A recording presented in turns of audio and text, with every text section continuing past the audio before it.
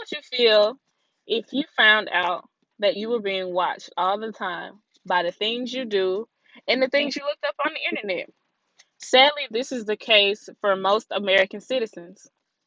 Ever since 2001 and 9/11, the government has tried to protect the American people from something like that happening again. Sadly, the way they go about doing this is simply wrong, and it is an invasion of privacy. The government views people's emails, and they view people's phone calls, and they even view people's searches on the internet. Not only does the government do this, but also other big companies in America do this as well. Now, how I will go into detail about how we know this, who else is watching us, and how we can protect ourselves from not being watched all the time.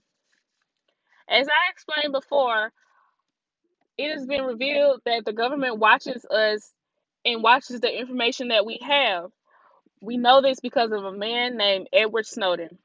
Edward Snowden was labeled as a whistleblower after he had exposed the NSA for what they were truly doing. According to the Edward Snowden files, just over a month after he began working at the NSA Cryptologic Center in Hawaii, he failed to show for work. He failed to show for work because he was on a mission to expose the NSA for listening in on people's phone calls and their emails and what they look up on the internet. Like I said before, the government isn't the only people that pay attention to what we do and where we are and what we look up on the internet.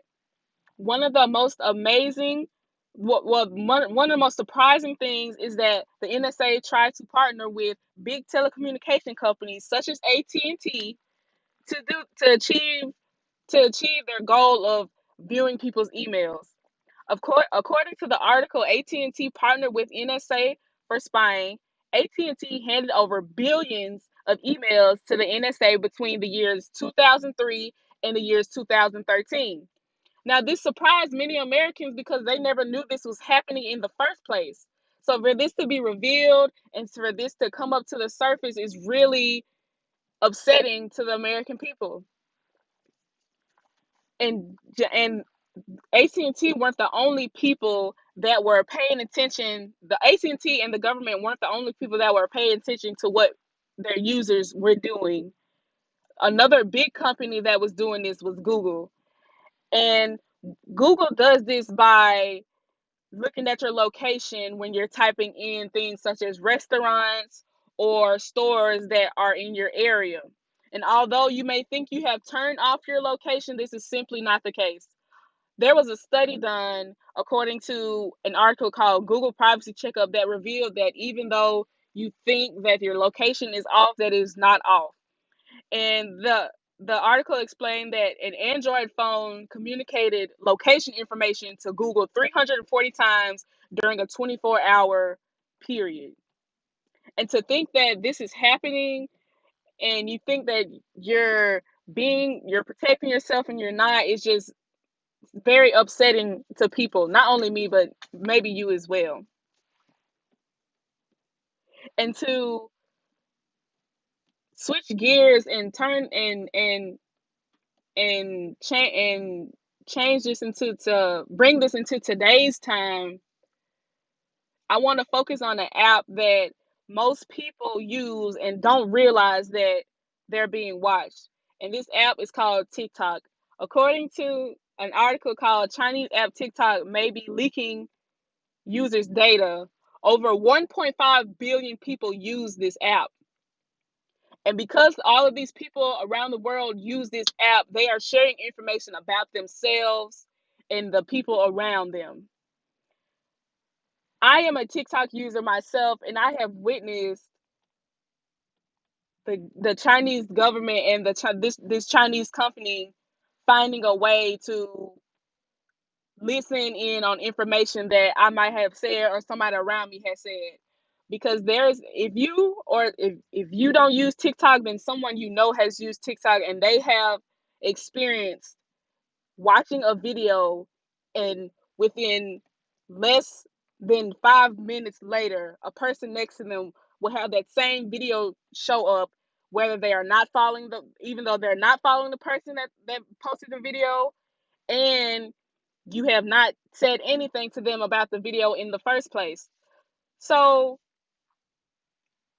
like I said, this is very upsetting for people because they feel like they're never getting the privacy that they deserve. So, how can a person go about protecting themselves when they're on the internet? Well, one article called "Could TikTok Be Spying on You?" gives a few tips into how you can protect yourself on the internet and not always feel like you're being spied on.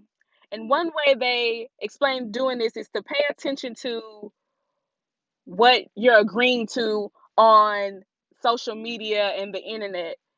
Yes, when you anytime you download an app, they will require you to accept some type of legal document that will maybe allow you to let them use your photos or something that you probably won't even look at because you just want to get the app and use it. So you click agree. So that is, but it's not good to always do that. You must look at the fine print, as many people say, and pay attention to what you're agreeing to.